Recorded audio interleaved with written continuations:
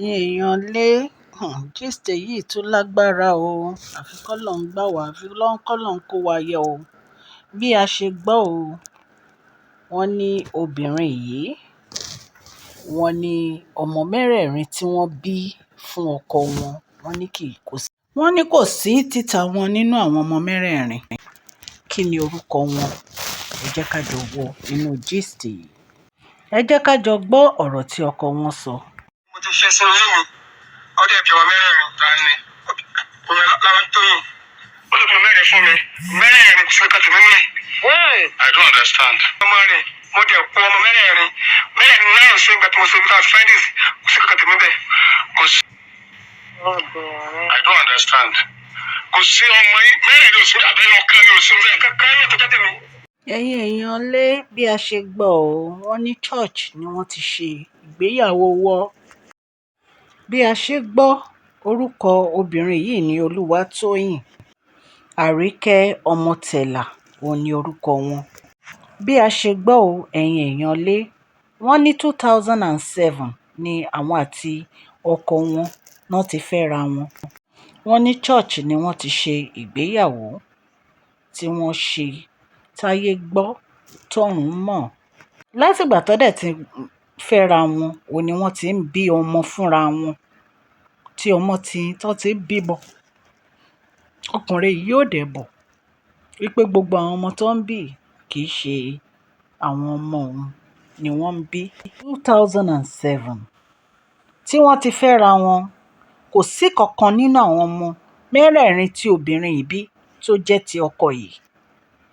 láti 2007 tó ti fẹ́ra wọn, kò sí kankan nínú àwọn ọmọ tí obìnrin yìí bí fún ọkùnrin yìí tó jẹ́ ti ọkọ. wọ́n ní pé obìnrin yìí ń sọ pé ọkọ òun lágídí. ẹ̀yin èèyàn lé, èyí tún lágbára o. ẹ̀yin èèyàn lé, ọ̀rọ̀ yìí tún lágbára o. níbo ni ilé ayé tiẹ̀ wá ń lọ ná? wọ́n nígbà tó interview obìnrin, wọ́n ló ń sọ pé ọkọ òun lágídí. ṣé nítorí agídí tọkọ ẹni ló wá fi lọ ń yàlè kiri? ṣé nítorí ọkọ lágídí ni ọmọ mẹ́rẹ̀ẹ̀rin fi wá jẹ́ tàlè? torí ọ̀rọ̀ yìí kò tiẹ̀ gba ibì kankan yé mi.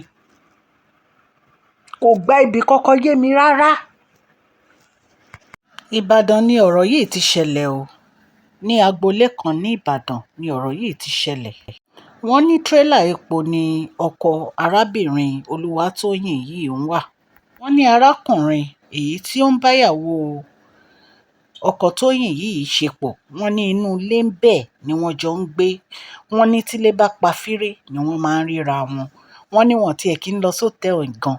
wọ́n ní inú ilé ń bẹ̀ torí ọkọ á ti wa tírélà, ọkọ wọn á ti wa táǹkà epo lọ.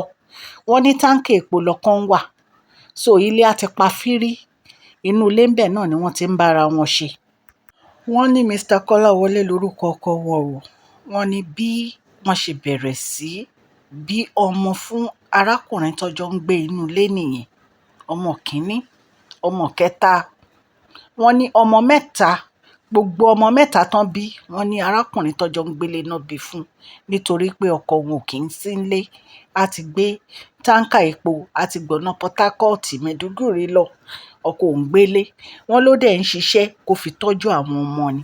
wọ́n ní àṣé àwọn ọmọ tó ń tọ́jú àṣà àwọn ọmọ ọlọ́mọ ni. ẹ̀yin èèyàn lé, ẹ rí pé ilé ayé yìí lágbára. Olúwatóyìn Àríkẹ́ ọmọtẹ̀là, ẹ gbìyànjú o. ẹ gbìyànjú gan-an ni. kí ló dé tí ẹ̀yin obìnrin tẹ́ ẹ̀ ní ìtìjú tẹ́ ẹ máa ń ba obìnrin lórúkọ jẹ́? ọmọ mẹ́rin, ọmọ mẹ́rin, ọmọ mẹ́ta nínú mẹ́rin, ọmọ mẹ́rẹ̀ẹ̀rin, àlè ló ní o. ẹ wá bí ọmọ mẹ́rin fún àlè tó ń gbénú ilé yín. ẹ tiẹ̀ ní bẹ̀rù Ọlọ́run.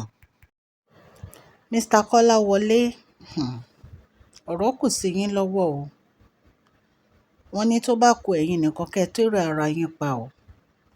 èmi ò mọ nǹkan tẹ́ fẹ́ ṣe o, ṣùgbọ́n advice tèmi ni mi rè pé obìnrin yìí lẹ́tọ̀ọ́ láti jẹ́ ìyàwó yín. Ẹ lọ wá obìnrin míì tí ẹ máa fi ṣe ìyàwó. Ẹ jẹ́ kó kó àwọn ọmọ tó bí lọ fún ẹni tó bí ọmọ fún. Ọlọ́run á ràn yín lọ́wọ́ o. Gbogbo ilé àbẹ́ẹ̀rí nǹkan tó ń ṣẹlẹ̀ báyìí. Àfi k'Ọlọ́run kó wa yọ o. Ọmọ 4 pátápátá. Látìgbà tí Mr. Kọ́láwọlé ti ń tọ́jú àwọn ọmọ ẹ̀ tó rán wọn lọ sí school, tó rán aṣọ ọmọ ọlọ́mọ ló ń tọ́jú. Ọlọ́run á gbọ́ àdúrà Mr. Kọ́láwọlé o, á pèsè ìyàwó alálùbáríkà fún yín. Please share this video, like and subscribe. God bless you all.